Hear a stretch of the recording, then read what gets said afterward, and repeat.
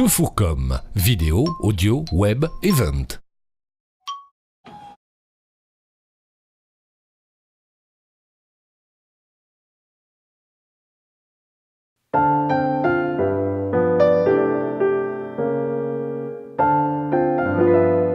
Nous voici au manège à Chambéry avec Edgar, bonjour. Bonjour. Alors rendez-vous avec les rugbymen de Chambéry. Ouais. C'est un rendez-vous dû à Jo, un ami je crois de longue date. De très longue date, oui. De très longue date, puisque au sortir de ma carrière, Jo et son frère m'avaient demandé d'être dans leur pôle de partenaires pour la brasserie des Cimes à l'époque. Donc voilà, c'est là qu'on a fait connaissance. Et ils m'ont quelque part un peu mis le pied à l'étrier des affaires à travers la brasserie des Cimes, qui était une aventure très sympa, qui me permettait moi de voir un petit peu ce qu'était une entreprise vue de l'intérieur et vue d'un aspect d'associé. Alors souple des jambes, on l'a bien compris avec toutes ces bosses qui ont été franchies, et puis aussi souple et très ouvert d'esprit avec ses coachings en entreprise, plus de 600 conférences depuis 2001, si je ne m'abuse. Ouais, c'est à peu près ça. C'est énorme.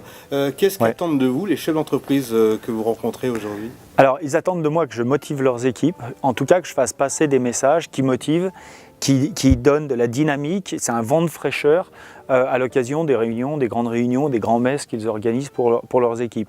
Les chefs d'entreprise eux-mêmes ont des messages à faire passer, mais le fait de venir d'un univers extérieur, c'est-à-dire le sport, faire passer des messages sur des notions de motivation, des notions de performance. Quand on est champion olympique, il y a une certaine cohérence à le faire. Et donc on vient en renfort, en soutien, en appui des messages que le patron fait passer à ses équipes. Il y a aussi l'évolution de la société. Les choses vont très vite, la technologie, les demandes, les exigences des clients, etc. On a dû s'adapter aussi à cela. Exactement. Et ce qui est intéressant, c'est que moi j'ai un discours qui provient d'un univers sportif qui est le ski de boss. Et le ski de boss, je suis désolé, mais quand on est au départ d'une piste, on se lance dans un monde extrêmement chaotique. Et donc la métaphore est intéressante parce que quand on est patron d'une entreprise, dirigeant ou commercial dans une boîte, on est au départ d'une piste, d'une affaire. On est aussi face à un monde chaotique. Il y a de la concurrence, il y a de la pression, il y a de l'enjeu et le contexte économique qui varie, il évolue. Nous, c'est la météo, ici, c'est la conjoncture. Et donc, il y a des parallèles, quand je parle de métaphore, il y a des parallèles vraiment intéressants à faire sur la notion d'engagement, sur la notion d'objectif, sur la notion d'adaptation dans un monde qui évolue, sur la capacité à trouver le chemin le plus court, tout en respectant les valeurs, et puis sur la notion d'anticipation.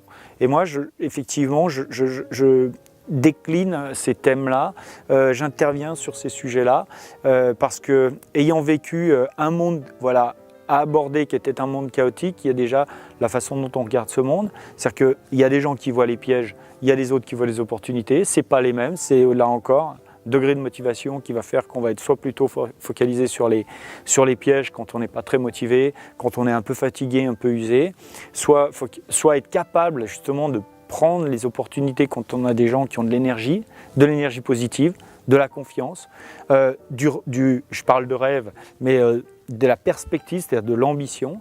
Et donc, à partir de ce moment, on va exploiter la métaphore au maximum, le regard, le projet, l'envie, et puis décliner ça sur une notion de confiance, de plaisir, d'éthique, parce que pour moi, c'est un thème qui me tient aussi particulièrement à cœur, c'est-à-dire qu'on ne réussit pas n'importe comment, et il faut bien aussi être clair avec ça.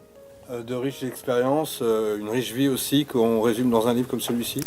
Alors, ce livre, effectivement, c'était l'idée de à la fois raconter ma vie d'athlète et donc voilà les 20 ans durant lesquels j'ai fait du ski au plus haut niveau, depuis tout gamin jusqu'à l'arrêt de ma carrière, et donc de raconter les choses.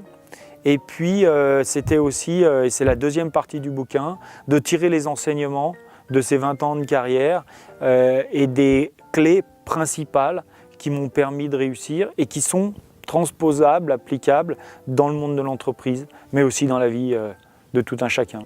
Ultime question, le clin d'œil pour le SOC rugby ?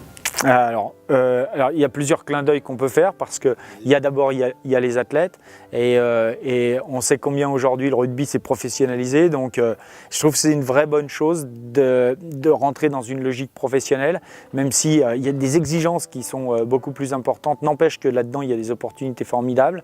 On sait que le SOC a eu des périodes difficiles, mais on voit qu'il y a des gens qui sont en train de se mobiliser pour reconstruire et revenir et ramener le SOC au plus haut niveau, et donc c'est fantastique. Il est évident que si tout le monde tire dans le même sens, on y arrivera, et avec Deci, on arrive à faire plein de choses. Maintenant, la réalité, c'est de savoir si tout le monde a envie et est capable d'adhérer à ce projet qui est de faire remonter le SOC à un niveau, au niveau auquel il mérite.